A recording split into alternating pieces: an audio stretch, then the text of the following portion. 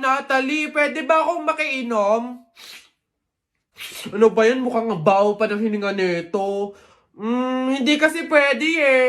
Oh, anong hindi? Bakit naman? May gamot kasi to eh. Oo, may gamot to. Nilagyan to ng gamot ni nanay kanina. Sa akin lang daw yun. Bawal yun sa'yo. Hindi kaya hindi pwede.